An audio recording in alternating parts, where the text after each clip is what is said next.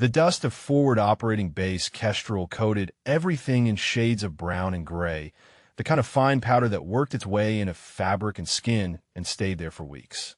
Elena Vasquez pulled her Toyota Land Cruiser into the vehicle's staging area and killed the engine, watching through the windshield as 4 men in tactical gear checked their weapons near the ammunition depot. She stepped out of the vehicle wearing faded khaki cargo pants and a loose-fitting long-sleeve shirt that concealed her frame. No body armor visible, no sidearm on her hip, just a laminated contractor badge hanging from a lanyard around her neck that identified her as civilian transport personnel, the kind of person who existed on the periphery of military operations, necessary but forgettable. Marcus Cole noticed her approaching and held up one finger without looking in her direction, continuing his conversation with his team. Elena stopped 10 feet away and waited, her posture relaxed, her expression patient. She had learned years ago that the waiting was part of the cover. People who waited without complaint were people who understood their place in the hierarchy. Cole finally turned and walked toward her, extending a folded map without greeting. "Route is marked," he said. "Checkpoint Alpha to Firebase Vanguard. Straight shot through the valley. Maybe 4 hours if you keep a decent pace." Elena took the map and studied it briefly.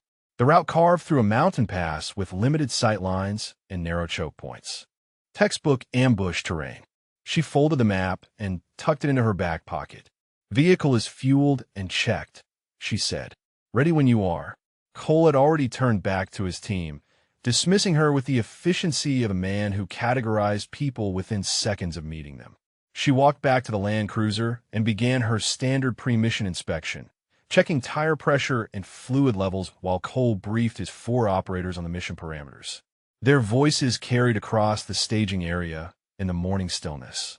Jenkins, a broad-shouldered man with a thick beard, laughed at something and gestured toward Elena. "Babysitting duty again," he said. "Last month, we had that old guy who drove like my grandmother. At least this one looks like she can reach the pedals." The others chuckled. Rodriguez, the youngest of the group, shook his head. "I don't know why they don't just let us drive ourselves. These contractor drivers slow everything down." Cole shrugged. "Liability. Company doesn't want us behind the wheel in case something happens. Let the taxi driver take the risk." Elena heard every word. She was meant to hear every word. The dismissal was part of her operational environment, as predictable as the dust and the heat. She opened the rear door of the Land Cruiser and ran her hand along the underside of the back seat, feeling the subtle latch of the hidden compartment. The metal was cool against her fingertips. Everything was in place. If you're watching this right now, wherever you are in the world, take a look around you. Maybe you're in a city with tall buildings and busy streets. Maybe you're somewhere rural where the horizon stretches for miles. Maybe the landscape around you looks nothing like these mountains, or maybe it looks exactly the same. Elena thought about the places she had been, the different terrains she had navigated under different names and different covers. Every location had its own rhythm, its own dangers, its own beauty. She wondered sometimes if the people living in those places understood what moved through their world unseen. Cole's team finished their briefing and approached the vehicle with the swagger of men who believed their experience made them untouchable. Jenkins climbed into the front passenger seat without asking, adjusting his rifle between his knees. Rodriguez and the other 2 operators, Petrov and Walsh, loaded into the back with their gear bags and ammunition cases. Cole took the seat directly behind Elena, positioning himself where he could see the road ahead and issue directions. He tapped the back of her headrest twice. "Let's roll, driver." Elena started the engine and pulled out of the staging area, passing through the FOB's main gate with a wave to the guard. The road stretched ahead, winding into the mountains where shadows pooled in the valleys despite the morning sun. She noted the position of every vehicle they passed, the placement of every structure, the movement patterns of local civilians going about their daily routines. Jenkins turned in his seat to face the others. "So I was telling you about that compound clearance in the Eastern Province. 12 tangos, fortified position, and we went through them in under 6 minutes." The team launched into war stories, each man competing to establish his credentials through tales of firefights and close calls. Elena drove in silence, her eyes moving constantly between the road, the mirrors, and the terrain features that rose on either side of them. The mountains were growing steeper now, the valley narrowing. She noticed the first anomaly 3 kilometers past the gate. Fresh tire tracks leading off the main road into a side canyon. The tread pattern consistent with military vehicles, but not matching any coalition equipment she recognized. She filed the information away without comment. The second anomaly appeared 2 kilometers later. A shepherd moving his small flock away from the road at an unusual pace, glancing over his shoulder repeatedly as he urged the animals toward higher ground. Locals learned to read the signs of impending violence. Their survival depended on it. Elena checked her mirror. Cole was absorbed in a story Rodriguez was telling about a nighttime raid. None of them had noticed the shepherd. None of them were watching the terrain. She considered saying something. The thought lasted approximately 2 seconds before she dismissed it. Men like Cole did not accept tactical input from taxi drivers. Any warning she offered would be ignored at best, mocked at worst. Her cover required her to be invisible, and invisible people did not make observations. The road curved ahead, entering the narrowest section of the pass where rock walls rose sharply on both sides. Elena's hands adjusted slightly on the steering wheel, her body settling into a posture that looked relaxed but allowed for immediate action. Whatever was coming, she would be ready. The war stories continued behind her, filling the vehicle with laughter and bravado while the mountains watched in silence. The road climbed steadily through the pass, each kilometer bringing them deeper into terrain that offered 1,000 places for enemies to hide. Elena maintained a consistent speed, her driving smooth enough that the men in the back barely noticed the subtle adjustments she made to avoid potholes and debris that could damage the undercarriage. Jenkins had finished his compound story and was now describing a close-quarters engagement in an urban environment, his hands moving to illustrate the positions of his team and the enemy fighters they had encountered.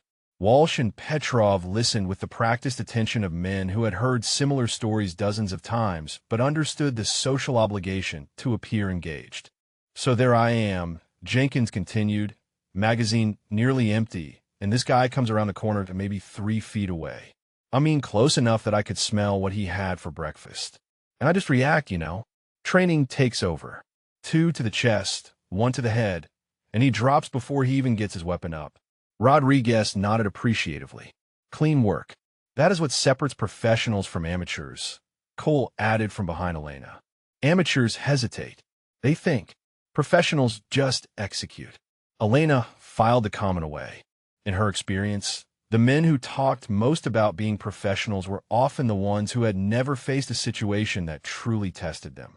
Real operators tended towards silence about their work, their competence expressed through action rather than words. The valley widened briefly, offering a stretch of relatively open ground before narrowing again ahead. Elena scanned the ridgelines on both sides, noting the positions that offered clear lines of fire down to the road. A competent ambush team would place their primary elements at the choke points, with secondary teams positioned to cut off retreat. The terrain ahead was textbook. She saw the third anomaly as they passed a small cluster of mud brick buildings that served as a village. The structures were intact, the livestock pens occupied, but not a single person was visible. No women carrying water.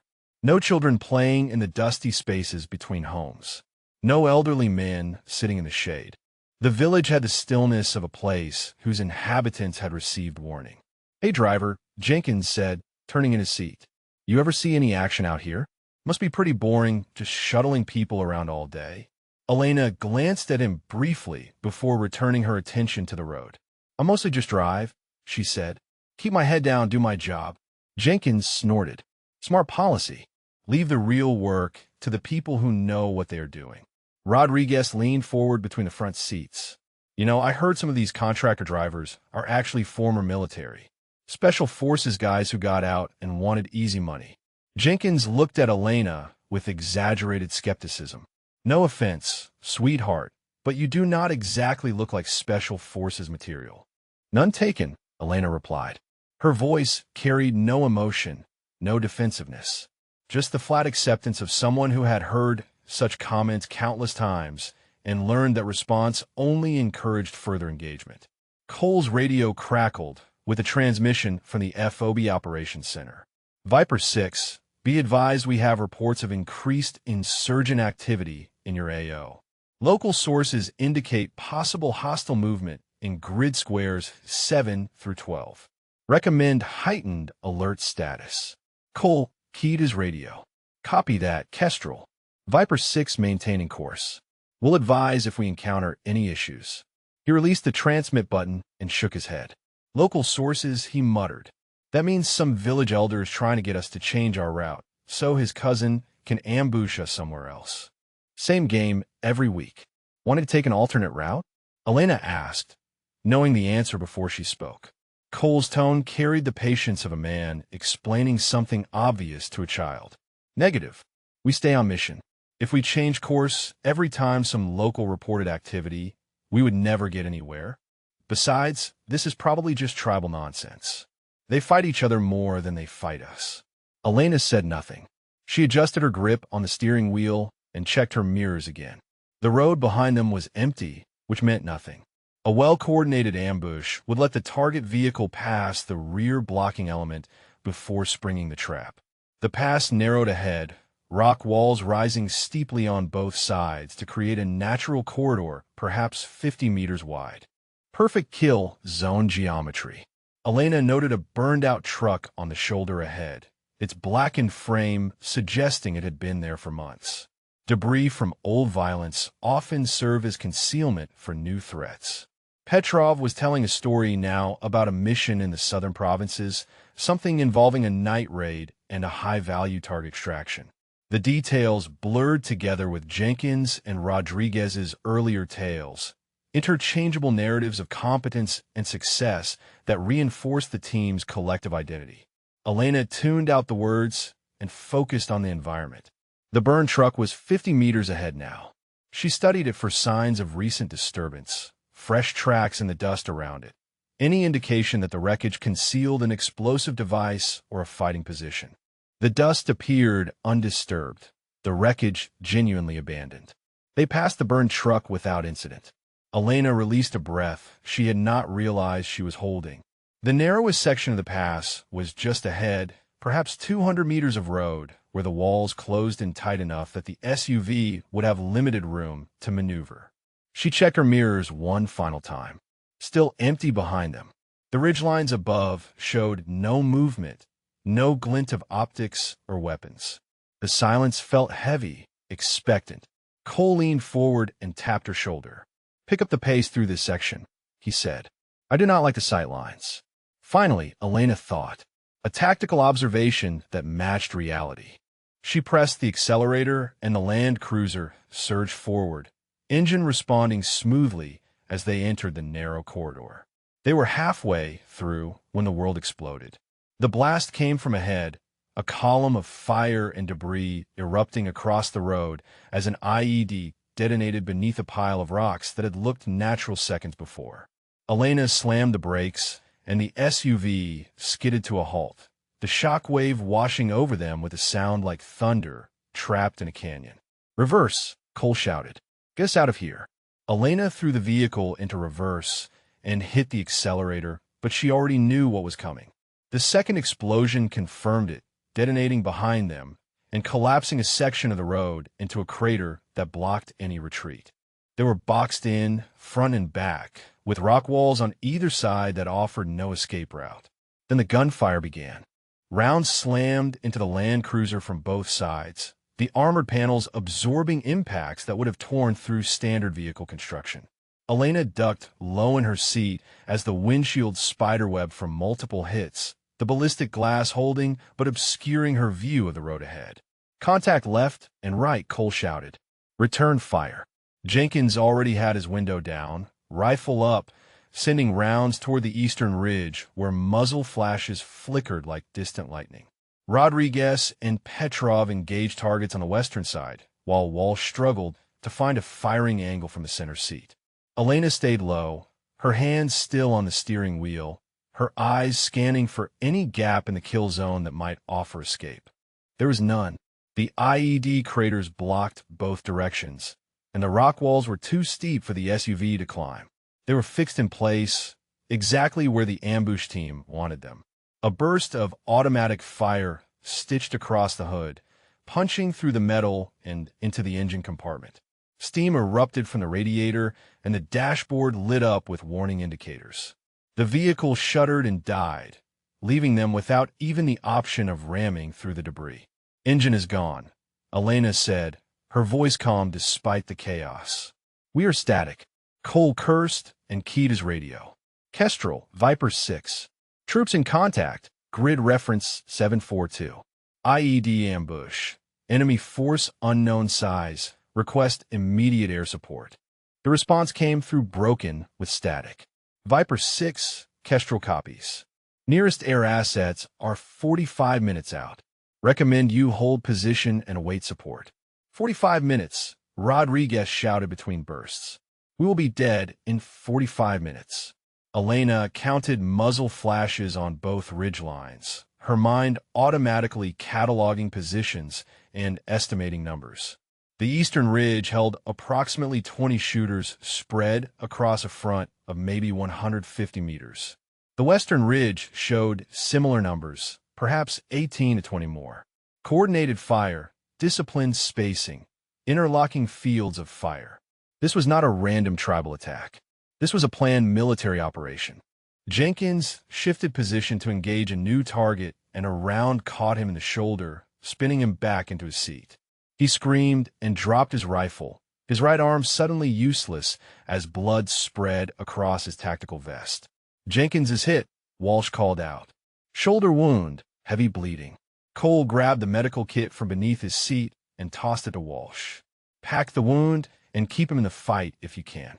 Everyone else maintained fire superiority. Fire superiority, Elena thought, against 40 fighters in elevated positions with clear lines of fire. The concept would have been amusing if the situation were not so lethal. Cole's team was burning through ammunition at an unsustainable rate, their rounds impacting rock and dirt, while the enemy maintained disciplined trigger control from covered positions. She watched Cole's face as he processed the tactical reality. The confidence that had defined him since the staging area was eroding, replaced by something that looked like the first stages of genuine fear. He had talked about amateurs hesitating, about professionals executing. Now, he was learning the difference between stories and survival. Rodriguez's rifle clicked empty, and he ducked down to reload, hands moving fast but not fast enough. A round punched through the window, frame inches from his head, showering him with fragments of metal and glass. He flinched and fumbled the magazine, precious seconds lost while enemies continued their assault. "How many?" Cole demanded. "How many are out there?" Elena answered before she could stop herself. "Approximately 40. 20 on each ridge, coordinated fire teams, military-grade weapons. They have us bracketed and they're not in any hurry." Cole stared at her, surprise cutting through his fear. "How do you know that?" She caught herself, remembering her cover. "I can count muzzle flashes," she said. "It is not complicated." Cole turned back to his rifle, but something had shifted in how he looked at her. A question forming that he did not have time to ask. Petrov took a round through the forearm and dropped his weapon, clutching the wound as blood poured between his fingers. Walsh was still working on Jenkins, trying to pack the shoulder wound, while Jenkins groaned and cursed through gritted teeth. Rodriguez was back up and firing, but his shots were wild now, panic overriding training. "We need to move," Cole said. "We stay in this vehicle and we die." "Move where?" Walsh shouted. "There is no cover out there." Cole did not have an answer. Elena watched him cycle through options and reject each one, his tactical experience failing him in a scenario that exceeded anything he had prepared for. The war stories had not included situations where the enemy held every advantage and help was nearly an hour away. The gunfire intensified, rounds hammering the vehicle in concentrated bursts that suggested the enemy was preparing for an assault. Once they closed the distance, The armored SUV would become a coffin. Elena had seen it happen before, in other countries, to other people who thought their vehicles would protect them. She looked at the space beneath the rear seat, at the hidden compartment that held everything she needed to change the mathematics of this engagement. Her cover was worth maintaining only if she survived to maintain it. Dead contractors told no tales and completed no missions. The decision crystallized in the span of a single breath. "Cole," she said, her voice carrying a tone he had not heard from her before. "Keep your team focused on the Western Ridge. Suppressive fire. Keep their heads down. Do not ask questions. Just do it." He turned to look at her, confusion and desperation warring on his face. "What are you talking about?" Elena reached beneath the rear seat and pulled the hidden latch. The compartment opened with a soft click that was lost beneath the cacophony of gunfire. Elena reached inside, and her fingers found the familiar contours of the rifle case, the texture of ballistic nylon worn smooth by years of handling. She pulled it out and laid it across her lap, working the zipper with practiced efficiency. Cole watched from the back seat, his rifle momentarily forgotten. "What the hell is that?" Elena did not answer. She opened the case and revealed the components nested inside. A customized 416 Hong Kong dollars with shortened barrel, a suppressor threaded for quick attachment, an enhanced optic with variable magnification, and 4 additional magazines loaded with match-grade ammunition. Beside the rifle sat a compact pistol, a fixed blade knife, and a small pouch containing items that would raise questions she had no intention of answering. Her hands moved with the automatic precision of deep muscle memory, assembling the rifle in a sequence she had performed thousands of times. Suppressor threaded and locked. Optic mounted and secured. Magazine inserted with a sharp click. Charging handle pulled and released, chambering the first round. The entire process took 23 seconds. Rodriguez had stopped firing to stare at her. "Holy Christ," he breathed. "Where did that come from?" Elena ignored him. She checked the optics zero, adjusted the magnification, and pulled a second magazine from the case to tuck into her waistband.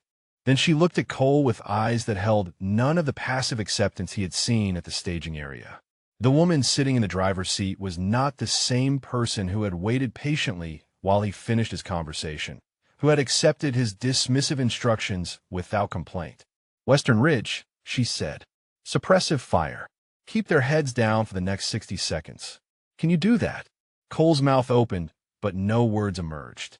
The transformation was too complete, too sudden for his mind to process. The taxi driver had become something else entirely, something that radiated competence and controlled lethality in a way that made his own tactical training feel like children playing with toys. "Cole," Elena said again, her voice sharp. 60 seconds. Western Ridge. Now." He nodded, instinct responding to the command authority in her tone, even as his conscious mind struggled to catch up. "Western Ridge," he shouted to his team. "Suppressive fire. Everything you have." Rodriguez and Walsh opened up on the western positions, their rounds cracking across the valley in a sustained barrage that forced the fighters there to seek cover. Petrov tried to join them despite his wounded arm, bracing his rifle awkwardly against the window frame and adding his fire to the volume. Elena opened her door and rolled out of the vehicle in a single fluid motion, staying low as she moved to the rear bumper. Rounds snapped overhead from the eastern ridge, the shooters there still engaging freely without suppression. She pressed herself against the SUV's armored body and studied the terrain between her position and the nearest cover, a cluster of boulders perhaps 15 meters to the east. She moved in a burst of controlled speed, her body low and her feet finding solid ground with each step. Rounds impacted the dirt around her, but she did not flinch, her path a calculated zigzag that made her a difficult target. She reached the boulders and slid into cover, immediately bringing her rifle up to scan the eastern ridge. The suppressor reduced her muzzle signature to a whisper compared to the unsuppressed weapons hammering from both sides. She found her first target through the optic, a fighter repositioning between rocks approximately 350 meters up the slope. She led him slightly, accounted for the uphill angle, and pressed the trigger. The round took him center mass, and he collapsed without a sound, his body folding into the space between the rocks where he had sought cover. Elena shifted to her next target before he finished falling, finding another fighter who had exposed himself to engage the SUV. 280 meters. Slight wind from the east. She adjusted and fired. The second fighter dropped.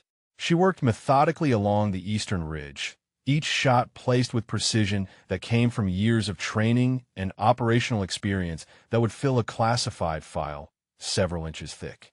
The fighters there began to realize something had changed, their coordinated fire disrupted by the loss of key positions. Some tried to relocate, exposing themselves as they moved.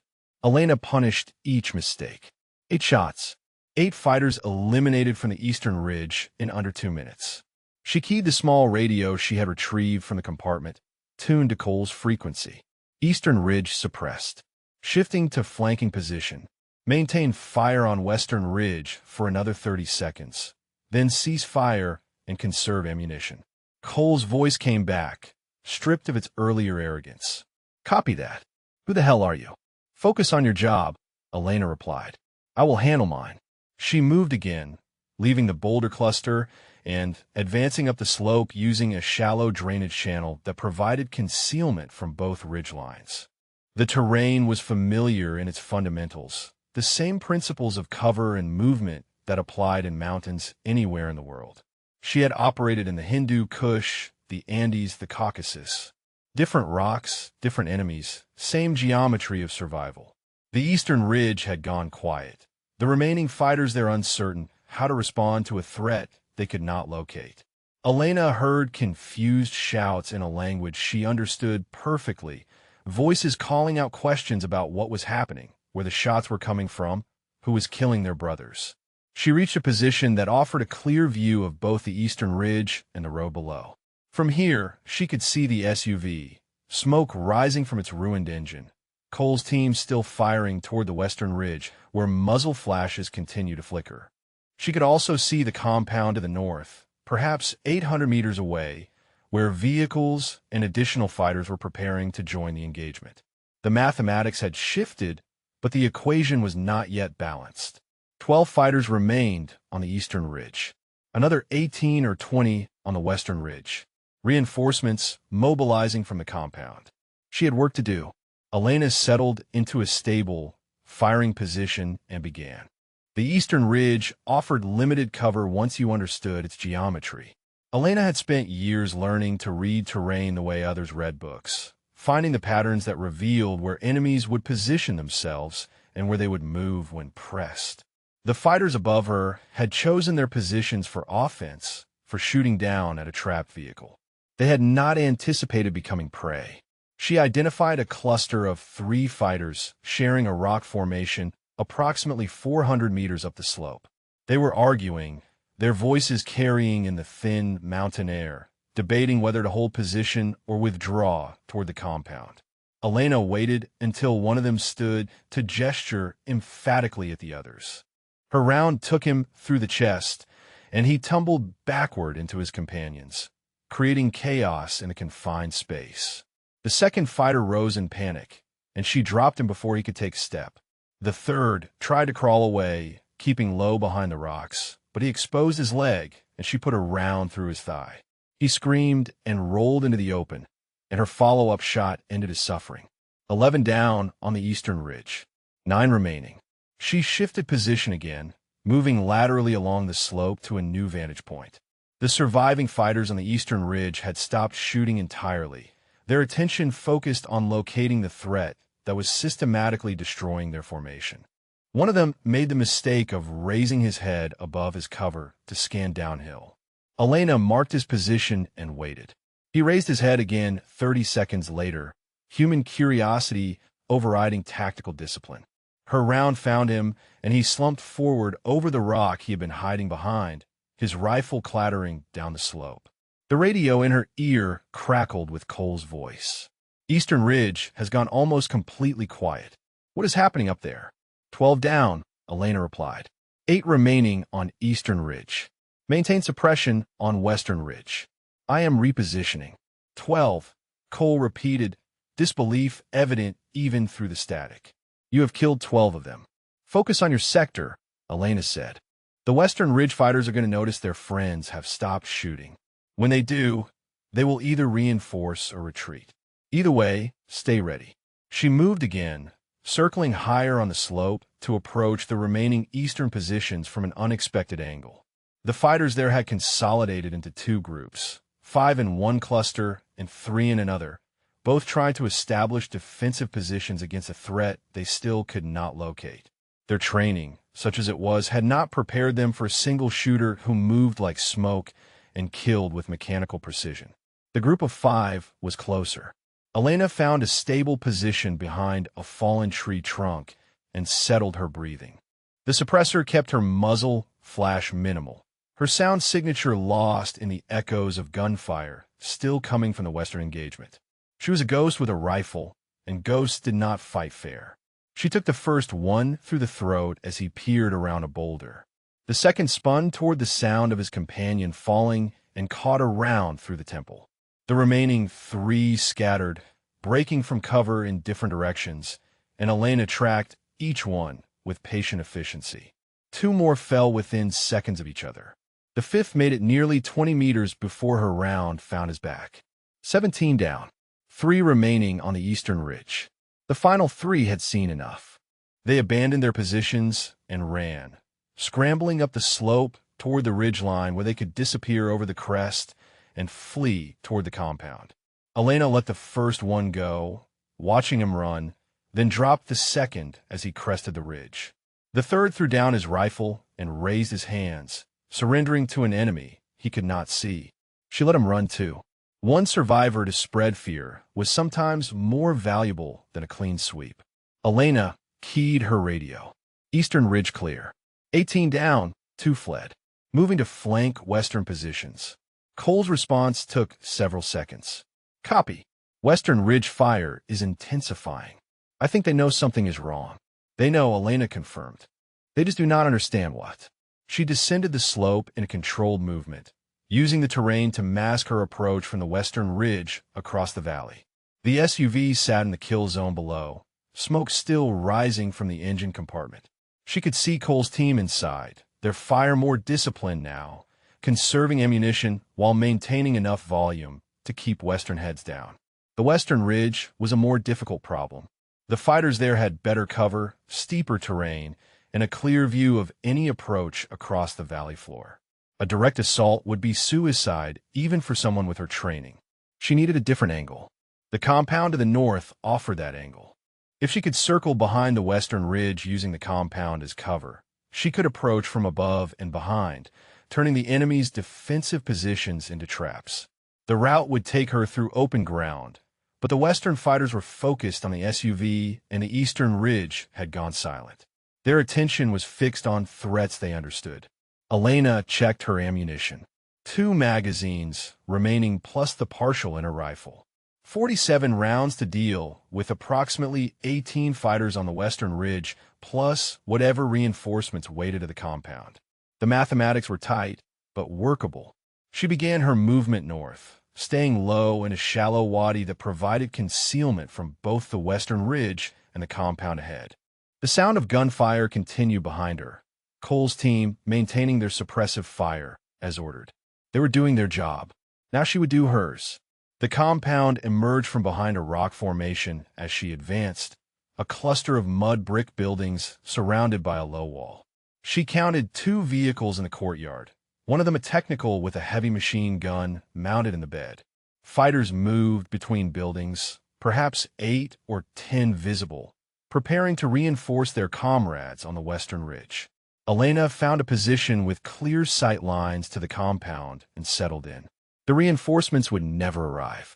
Karim had commanded this cell for 3 years, building it from a handful of disorganized fighters into a disciplined force that controlled the mountain passes and extracted tribute from anyone who wished to move through his territory. He had survived coalition raids, rival factions, and the constant pressure of drone surveillance. He had never lost an engagement when fighting on ground of his choosing. The radio reports from the eastern ridge made no sense. Mahmoud was dead. Fard was dead. The entire Eastern team was dead or scattered, 18 men eliminated in a span of minutes, and no one could tell him how or by whom. The SUV remained trapped in the kill zone, the foreign contractors still firing from inside, but something else was out there. Something that had torn through his best fighters like a wolf through sheep. He shouted at his lieutenant to get the technical moving, to reinforce the western ridge before whatever had happened in the east spread across the valley. Men scrambled toward the vehicles, grabbing weapons and ammunition, their movements carrying the urgency of soldiers who sensed the battle shifting against them. The Technical's engine roared to life, and the driver began maneuvering toward the compound gate. Kareem watched from the doorway of the main building, his radio pressed to his ear as he tried to raise anyone still alive on the eastern slope. Static answered him. The voices that had filled the frequency minutes ago had gone silent. The Technical lurched forward and then stopped abruptly, the driver slumping over the steering wheel. Kareem heard no shot, saw no muzzle flash, just the sudden stillness of a man who had been alive and then was not. The fighter manning the mounted gun looked around in confusion, trying to identify the threat, and then he too collapsed, falling sideways out of the truck bed to land in the dust. Kareem pulled back from the doorway as his men began shouting. 3 fighters ran toward the Technical to help their fallen comrades, and none of them made it more than 5 steps. They dropped in rapid succession, one after another, their bodies crumpling as if their strings had been cut. Inside, Kareem screamed, "Everyone inside now." The survivors scrambled for the buildings, abandoning the courtyard for the relative safety of mud brick walls. Kareem counted heads as they crowded through doorways. 8 men remained from the compound force, plus whatever still survived on the western ridge. His 40-fighter ambush had been reduced by more than half in less than 15 minutes. He grabbed the youngest fighter, a boy barely old enough to grow a beard, and shoved him toward the back of the building. "Go to the western ridge. Tell them to fall back here. We consolidate and hold until we can figure out what we are facing." The boy nodded and ran, slipping out a rear door and sprinting toward the slope that led up to the western positions. Kareem watched him go, wondering if the unseen shooter would take him too. The boy made it to the rocks and began climbing, disappearing from view. 800 meters to the south, Elena tracked the runner through her optic and let him go. His message would accelerate her timeline, pulling the western fighters back toward the compound where she could engage them on more favorable terms. Sometimes the most effective shot was the one you did not take. She shifted her position, moving closer to the compound while maintaining cover. The courtyard was now empty except for the bodies, the Technical sitting silent with its engine still running. The fighters inside would be watching the approaches, trying to identify where the shots had come from. They would be scared, confused, their confidence shattered by losses they could not explain. Elena circled to the compound's eastern wall, using a shallow depression in the ground to approach without exposing her silhouette. The wall was perhaps 2 meters high, solid mud brick that would stop small arms fire. A wooden gate hung open on the north side where the Technical had been preparing to exit. She could hear voices inside, men arguing in urgent tones about what to do. She found a gap in the wall where weathering had created a small hole, barely large enough to see through. The interior courtyard was visible, along with the doorways of 3 buildings. Fighters moved between them, carrying weapons and supplies, preparing for a siege they did not understand. One of them stepped into the courtyard to retrieve ammunition from the disabled Technical. Elena put a round through his chest, and he fell across the vehicle's tailgate. The others screamed and retreated deeper into the buildings, their defensive perimeter shrinking with each casualty. 23 down. The compound held perhaps 7 more, and the western ridge still had its original 18 minus whatever casualties Cole's team had inflicted. The mathematics continued to shift in her favor. Her radio crackled. "Western Ridge fighters are pulling back," Cole reported. "They are heading north towards some kind of compound." "Confirmed," Elena replied. "I am at the compound now. They are consolidating here. Hold your position and stay down." "What do you want us to do?" Cole asked. His voice had lost every trace of the condescension that had colored his words at the staging area. He was asking for orders now. acknowledging without words that she held the tactical authority. "Treat your wounded," Elena said. "Conserve ammunition. I will handle the rest." She moved again, circling toward the compound's blind side where a generator housing provided noise cover and a storage building blocked sight lines from the main structures. The Western Ridge fighters would arrive soon, funneling into the compound through predictable approaches. When they did, she would be waiting. The generator hummed steadily as she settled into position. Patience was a weapon, too. The Western Ridge fighters arrived in disorganized clusters, scrambling down the slope and across the open ground toward the compound with the desperate urgency of men who had lost faith in their positions. Elena counted them through her optic as they moved. 14 survivors from the original 18, meaning Cole's team had accounted for 4 during the engagement. Better than she had expected, given their ammunition constraints.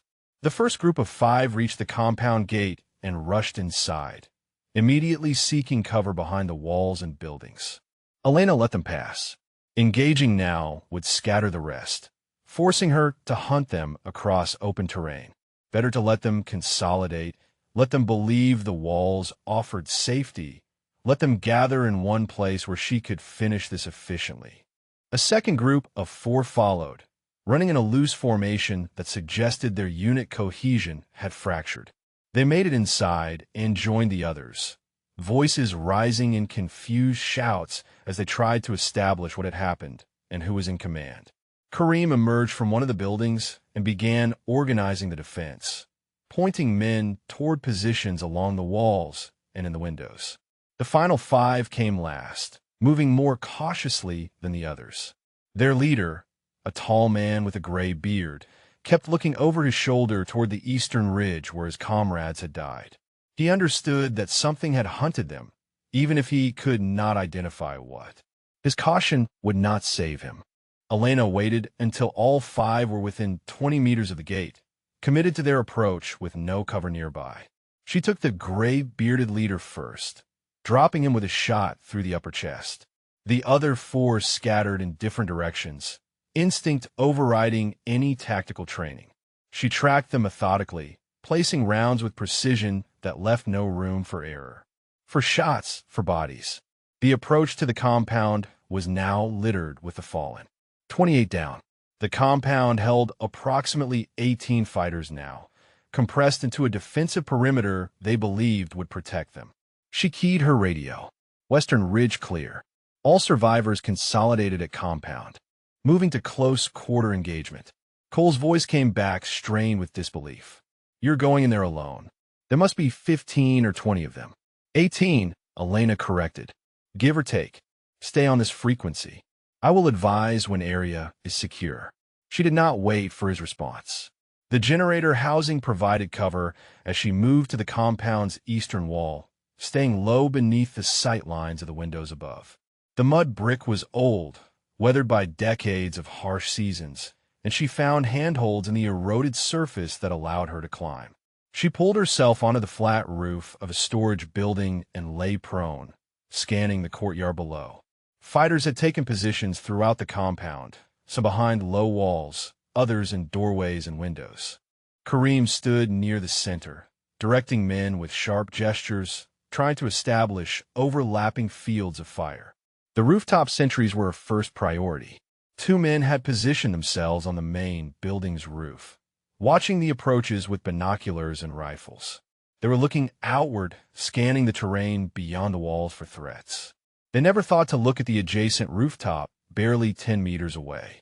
Elena lined up her shot and dropped the first sentry with a round through his back.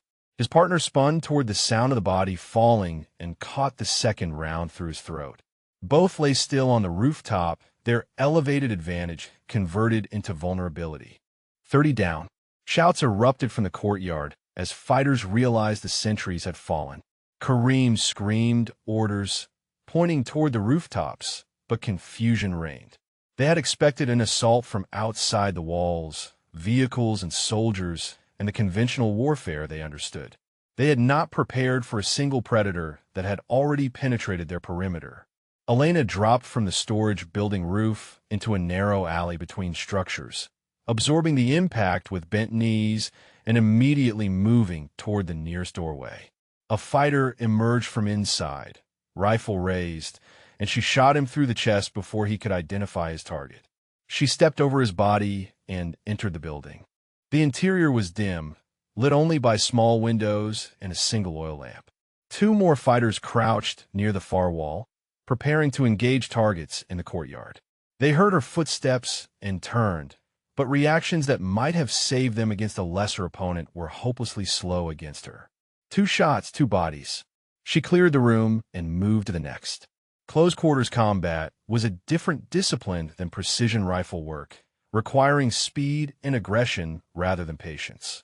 Elena transitioned seamlessly, her movements economical and lethal. A fighter appeared in a doorway and died before he could raise his weapon. Another tried to flee through a back entrance, and she dropped him as he ran. 35 down. She emerged from the building into the courtyard, rifle up and scanning. The remaining fighters were in disarray, some trying to establish defensive positions, others attempting to flee. Kareem stood near the disabled technical, screaming into his radio for reinforcements that would never come, his voice cracking with desperation. Elena moved through the compound like a force of nature, methodical and unstoppable. Each engagement lasted seconds. Each outcome was never in doubt. The training that had been drilled into her through years of operational deployment flowed without conscious thought, her body executing patterns perfected through thousands of repetitions. 3 fighters made a coordinated attempt to rush her from different angles. She dropped all 3 in a 2-second span, her rifle tracking from target to target with mechanical precision. 38 down. Kareem watched his men die and understood that he had made a catastrophic error. The ambush had been perfect, the kill zone flawless, the enemy trapped exactly as planned. But something had entered his carefully constructed operation and torn it apart from the inside, something that moved through his fighters like death itself given human form. He abandoned his position near the technical and ran toward the main building, the last defensible structure in the compound. 3 of his men followed, the only survivors he could see, their faces showing the same terror that gripped his own chest. They had fought coalition forces for years, endured drone strikes and special operations raids, but nothing had prepared them for this. The main building was solid, its walls thick enough to stop rifle rounds, its few windows narrow and easily defended. Kareem pushed through the door and immediately began barricading it with furniture and debris. His 3 remaining fighters joined him, shoving a heavy table against the entrance and stacking chairs and storage containers to reinforce it. Upstairs, Kareem ordered, "We hold from above. 1 entrance, narrow stairs, we could defend that." They climbed the stairs to the 2nd floor, a single large room that had served as Kareem's command center. Maps covered 1 wall, showing the road networks and patrol routes he had used to plan dozens of successful operations. Communications equipment sat on a table in the corner, now useless with no one left to coordinate.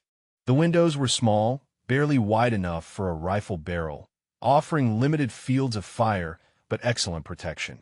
Kareem positioned his men at each window, covering every approach to the building. His breath came in ragged gasps as he tried to calm himself, to think tactically, to find some path to survival. Reinforcements from Allied cells were at least 2 hours away. Coalition air support would arrive eventually, but by then perhaps the shooter would be gone, disappeared into the mountains like the ghost she seemed to be. He had caught a glimpse of her during the courtyard engagement, just a flash of movement between buildings. A woman. The realization had nearly broken his mind. A single woman had destroyed his entire force, killed nearly 40 of his best fighters, and was now hunting the survivors through his own compound. The door below crashed open, the barricade providing barely a moment's resistance. Kareem heard the furniture scraping across the floor, shoved aside with a force that spoke of absolute confidence. Footsteps on the stairs, measured and unhurried. One of his fighters opened fire through the floor, emptying his magazine into the wooden planks in a desperate attempt to hit the ascending threat. The shots punched holes in the old wood, sending splinters flying, but the footsteps continued without pause. She came through the stairwell entrance fast and low, a blur of controlled motion that defied the laws of physics as Kareem understood them. The fighter nearest the stairs fired and missed, his round striking the wall behind, where she had been a fraction of a second before. She did not miss. He dropped with a sound like a sack of grain hitting the floor. 39. The second fighter tried to flank her, moving around the communications table to get an angle. She pivoted and fired twice, the suppressed rifle barely louder than a cough. He collapsed against the table, scattering equipment across the floor as he fell. 40. Kareem and his last man stood frozen against the far wall, their rifles raised but their fingers unable to find the triggers. The woman stood in the center of the room, her weapon pointed at the floor, her breathing barely elevated despite climbing stairs and killing 2 men in as many seconds. Her eyes moved between them with clinical assessment, measuring threats, calculating angles, deciding who would die first. "Drop your weapons," she said. Her voice was calm, almost conversational, as if she were ordering food at a market rather than concluding a massacre. The fighter beside Kareem made his choice. He screamed and raised his rifle, finger finally finding the trigger. He never completed the motion. The woman's weapon came up and fired in a single fluid movement, the round taking him through the forehead. He was dead before his brain could register that he had decided to fight. 41. Kareem let his rifle fall from his hands. It clattered against the wooden floor, the sound impossibly loud in the sudden silence. He raised his hands above his head, his body trembling with a fear he had never experienced in 3 decades of warfare. "Who are you?" he asked. His voice cracked on the words. "What are you?" Elena studied him for a moment. This man who had planned the ambush that had trapped Cole's team, who had commanded the fighters now scattered as corpses across the valley and the compound. He was older than she had expected, his beard more gray than black, his eyes showing the exhaustion of a life spent in violence. She considered letting him live. A prisoner could provide intelligence, names and locations and plans that would help dismantle the networks he had built. But she had seen the village they had passed, empty of civilians who had fled because they knew what Kareem did to those who resisted. She had read the classified reports of mass graves discovered in territories he controlled. Some men did not deserve the chance to speak. She raised her rifle and fired once. Kareem slumped against the wall and slid to the floor, his eyes still open, still showing that final moment of terror. 42. Elena lowered her weapon and scanned the room, confirming no additional threats. The compound had gone silent, except for the generator still humming outside. She checked her ammunition count. 11 rounds remaining. More than enough. She keyed her radio. Compound secure. 42 enemy Kia. Request status on friendly casualties. Cole's voice came back after a long pause. Jenkins and Petrov wounded, but stable. Walsh and Rodriguez uninjured. We are holding position at the vehicle. Copy, Elena replied. Maintain position. I am conducting a final sweep. She moved back down the stairs, stepping over the bodies of the men who had thought thick walls would save them. The courtyard was a landscape of fallen fighters, their weapons scattered where they had dropped them. Elena walked among them with professional detachment, confirming each kill, ensuring no wounded enemy remained to pose a threat. The sweep took 10 minutes. When she finished, she stood alone in the center of the compound, surrounded by the evidence of what she had done. 42 men, 37 minutes, 1 shooter. The mathematics were complete. Cole watched the compound through his binoculars, trying to process what his eyes were telling him. The gunfire had stopped completely, replaced by a silence that seemed to press against his eardrums. Smoke drifted from somewhere inside the walls, and bodies lay scattered across the approach routes, but nothing moved. The woman's voice came through his radio, calm and professional, reporting 42 enemy killed and requesting his status. 42. The number seemed impossible, a figure from fiction rather than the tactical reality he thought he understood. His team had spent the entire engagement pinned in the SUV, burning through ammunition just to keep Western Ridge fighters from advancing. She had killed 42 men in the time it took them to defend a single position. Rodriguez sat in the back seat, his rifle across his lap, staring at nothing. His hands were shaking. Walsh worked on Jenkins's shoulder wound with fresh bandages from the medical kit, his movements mechanical and distant. Petrov cradled his injured arm and watched the compound with an expression that mixed fear and awe in equal measure. "What has happened?" Rodriguez said. His voice was barely above a whisper. "What the hell just happened?" Cole lowered his binoculars. "I do not know. She killed all of them." Rodriguez's voice cracked. "One person. She killed all of them by herself." "I know. Who is she?" Walsh asked without looking up from his work on Jenkins. "Who the hell did we bring out here?" Cole had no answer. He thought about the staging area, about the woman who had waited patiently while he finished his conversation, who had accepted a map without comment and performed her vehicle checks without complaint. He thought about the jokes his team had made, calling her a taxi driver, mocking her civilian clothes and lack of tactical gear. He thought about how completely they had dismissed her as irrelevant. The radio crackled again. "I am returning to your position. Do not engage. Repeat, do not engage approaching friendly." "Copy," Cole managed. "We will hold fire." He watched through the binoculars as she emerged from the compound gate, rifle slung across her chest, moving with the same economical grace she had shown when exiting the SUV at the start of the ambush. She walked across the open ground without hurrying, stepping around bodies, her head turning occasionally to scan the terrain. Even now, with the enemy destroyed, she maintained tactical awareness. She reached the SUV and stopped beside Cole's window, looking in at the team with an expression that revealed nothing. Her breathing was slightly elevated but controlled. A thin sheen of sweat covered her face. A small bloodstain marked her sleeve where she had brushed against something during the compound assault. Otherwise, she looked exactly as she had when they left the staging area. "Jenkins needs proper medical attention," she said. "Gunshot wound to the shoulder, possible bone involvement. Petrov's arm wound is through and through, should heal clean with antibiotics. We need to call for medical evacuation." Cole stared at her. "That is your assessment. 42 dead, and your first concern is our wounded. Your wounded are my responsibility." She said it simply, as if the statement required no explanation. "I was contracted to transport you safely." The ambush complicated that, but the obligation remains. Rodriguez leaned forward between the seats. "Who are you? Really? No more driver cover story. Who are you?" Elena met his eyes for a moment, then looked away toward the ridgelines where the engagement had begun.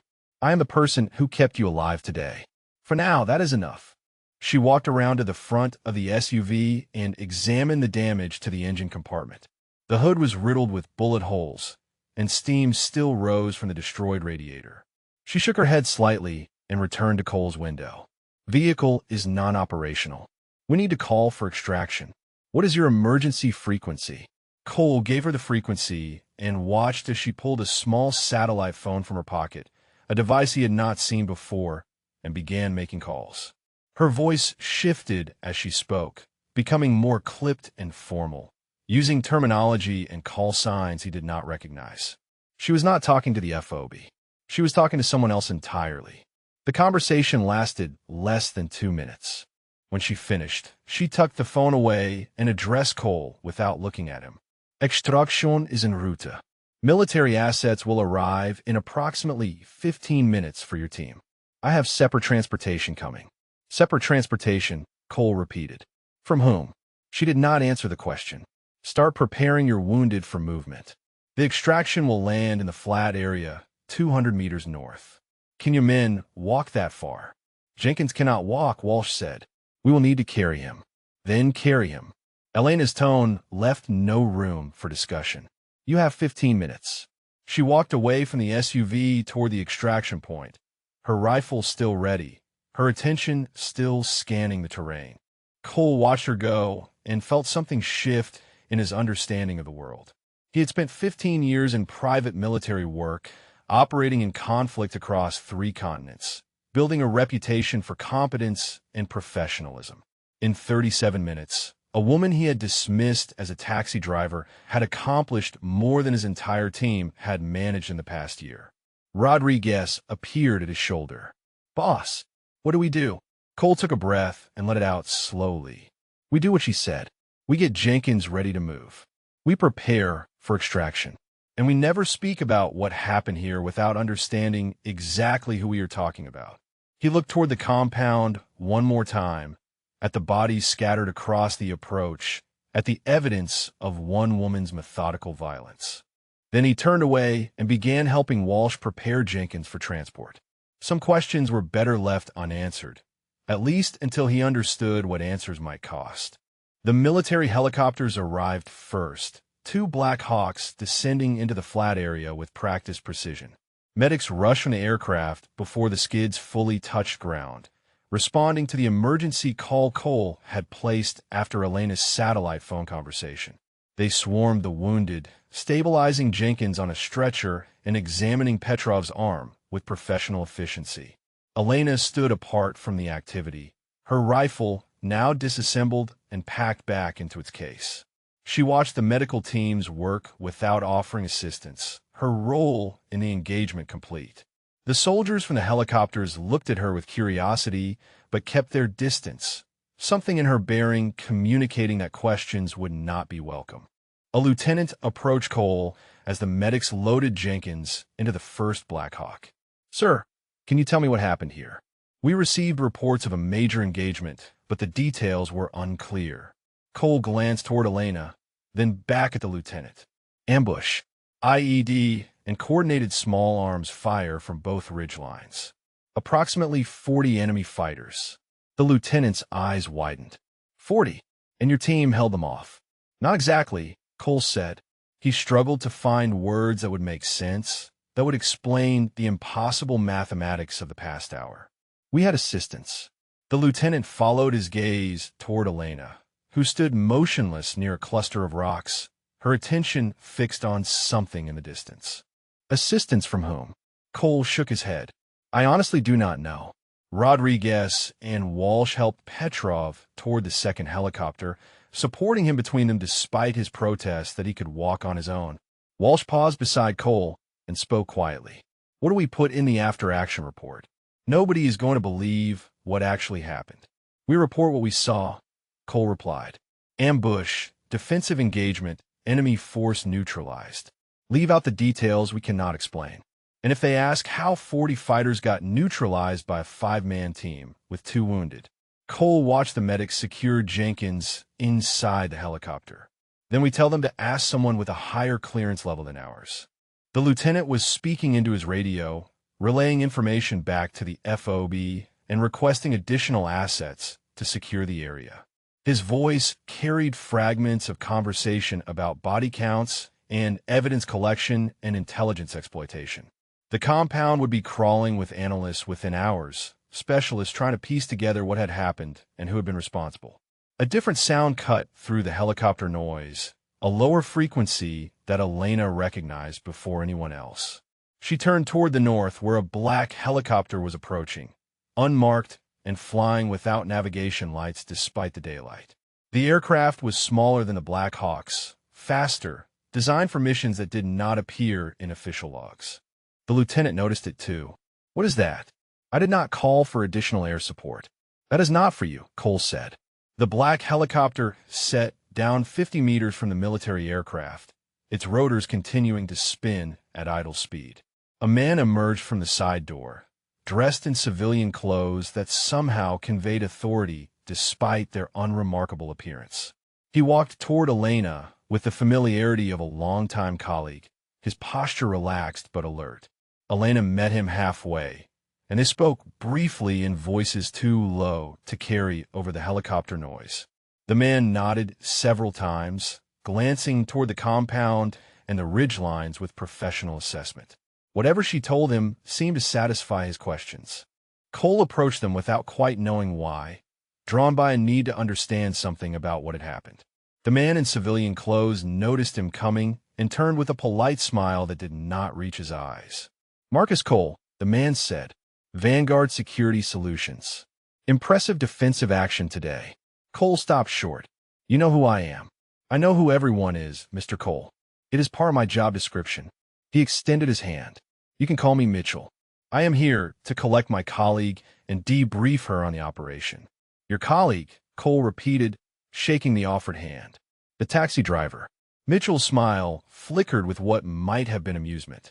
Something like that. Elena had retrieved her rifle case from where she had set it down and was walking toward the black helicopter. She paused beside Cole and looked at him with an expression that held neither warmth nor hostility, just the neutral assessment of a professional concluding a task. Your team performed adequately, she said, better than many would have under the circumstances. The shoulder wound on Jenkins will heal completely if he follows the physical therapy protocol. Petrov should regain full use of his arm within 6 weeks. Cole found his voice. That is it. You kill 42 people, save all our lives, and that is all you have to say. Elena considered the question. What else would you like me to say? Who are you? Who do you work for? How does someone who drives contractor vehicles do what you just did? She was silent for a moment, her eyes moving to the compound in the distance, to the bodies still lying where they had fallen. When she spoke again, her voice carried something that might have been weariness.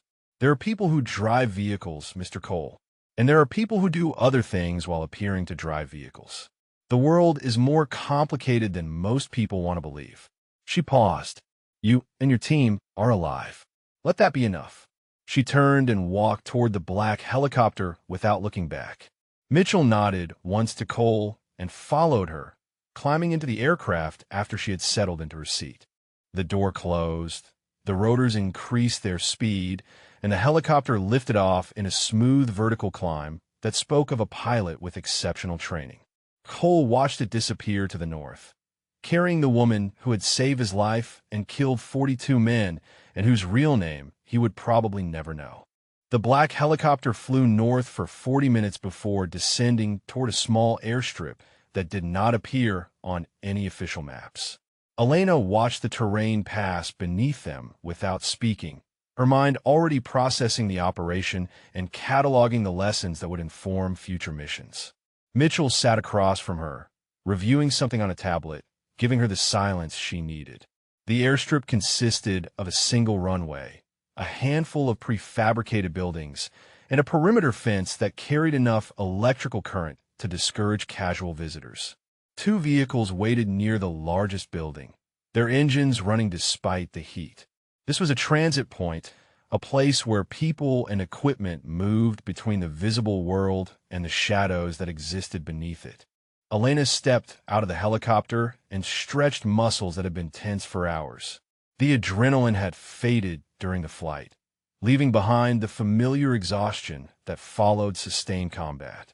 She would sleep for 12 hours when she reached a proper bed, her body demanding the rest it needed to recover from what she had put it through. Mitchell joined her on the tarmac, tucking his tablet under his arm. The package is secure. Confirmation came through while we were in flight. Your primary mission objective was achieved despite the ambush.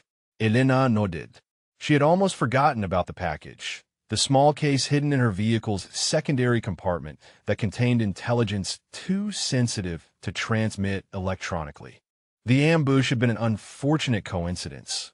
Karim's cell targeting the convoy without any knowledge of what it actually carried. They had died for a robbery that was never going to succeed. The director wants a full debrief, Mitchell continued. But that can wait until tomorrow. You have earned some rest. Casualties on the contractor team. 2 wounded, none killed. Jenkins will need surgery on his shoulder, but the prognosis is good. Petrov's arm wound was clean. They were lucky you were there. Elena walked toward the waiting vehicles, Mitchell falling in a step beside her. Lucky, she repeated. That is one way to describe it. How would you describe it? She considered the question as they reached the lead vehicle. A competent ambush executed against a soft target that turned out to be harder than expected. Karim's intelligence was flawed.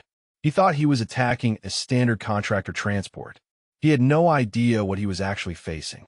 Mitchell opened the vehicle door for her. His intelligence was not the only thing that was flawed. Our people should have identified the increased threat level in that sector. You should have had a security escort or an alternate route? Elena climbed into the vehicle and settled into the leather seat. Alternate routes attract attention. Security escorts attract more attention. The cover only works if it looks authentic.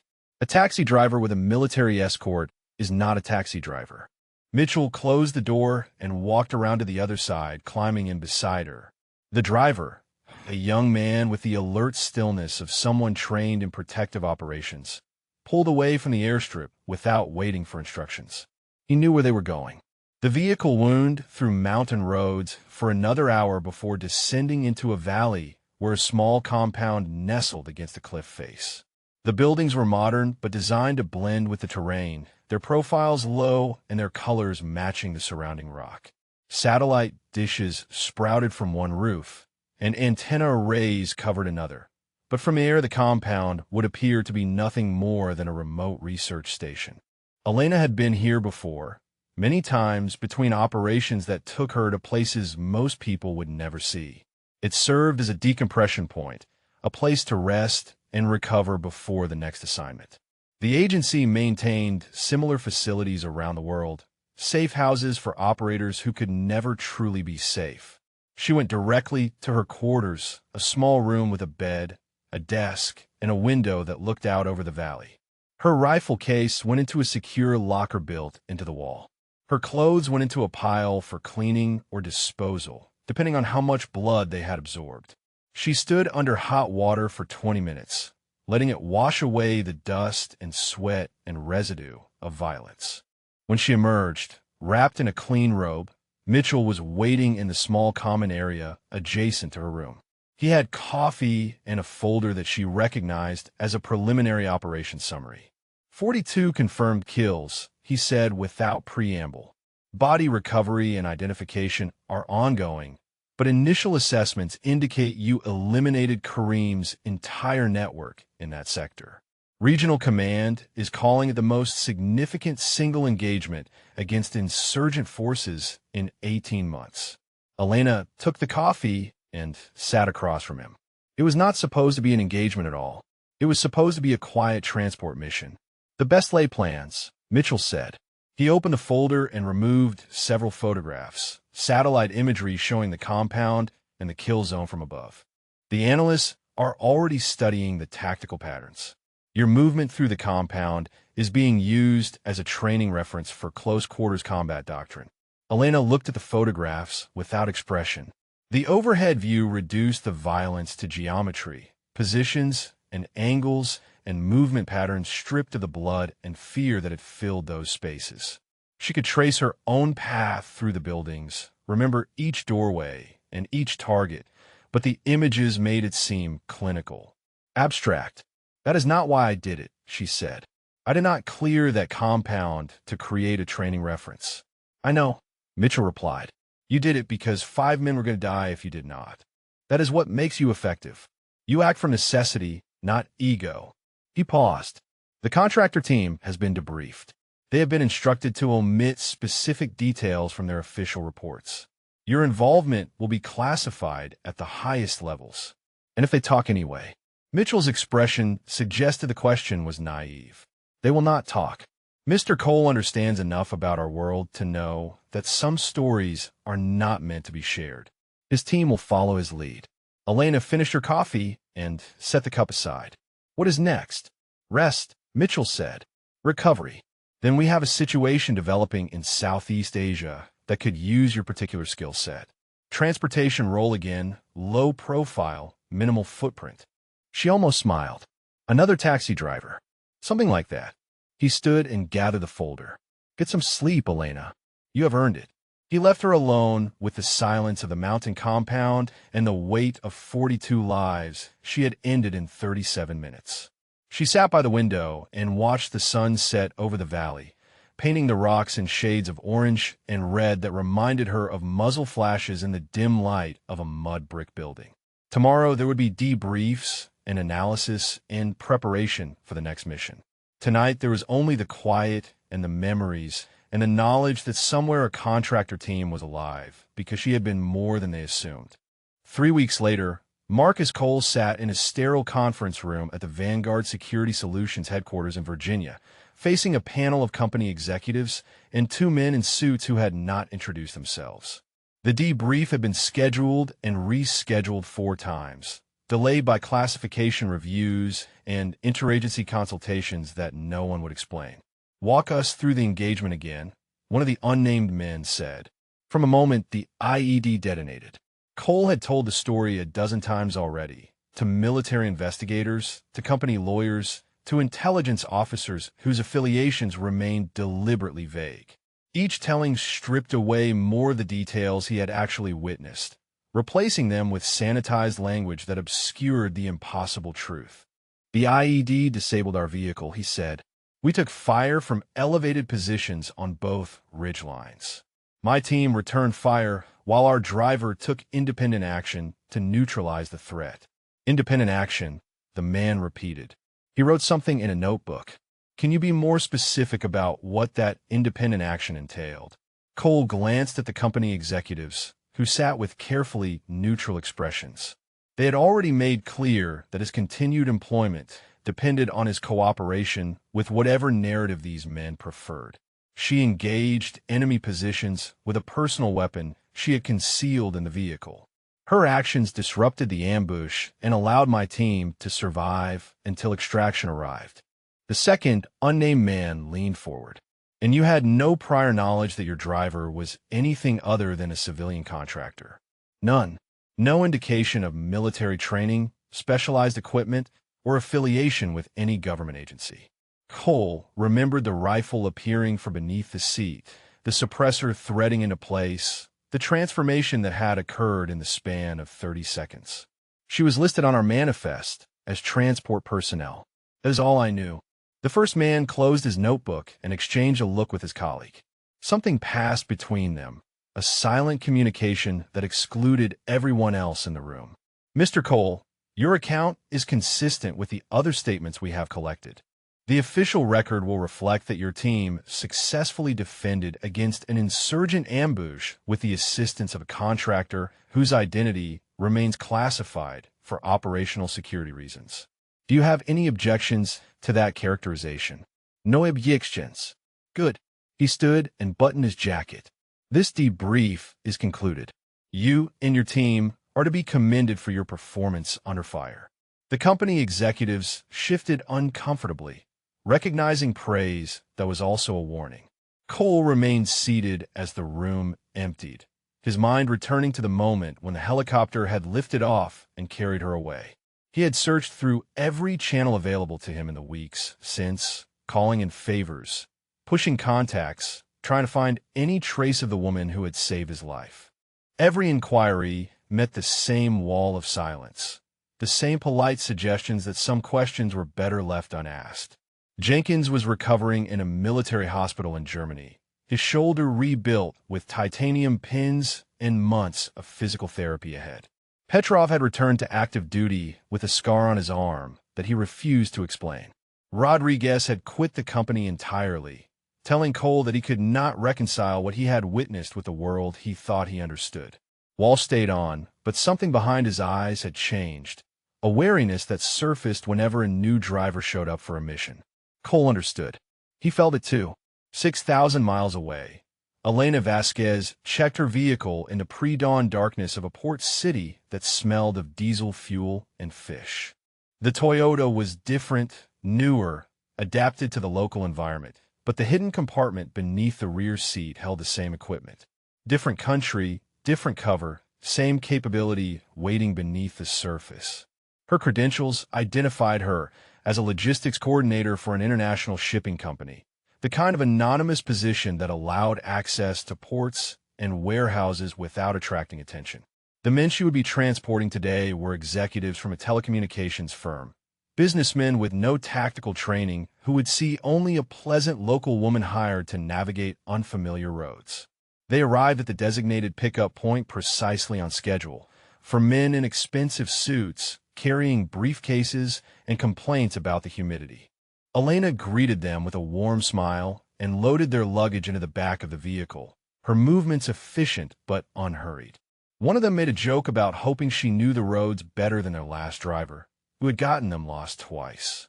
Elena laughed politely and assured him she knew every road in the province.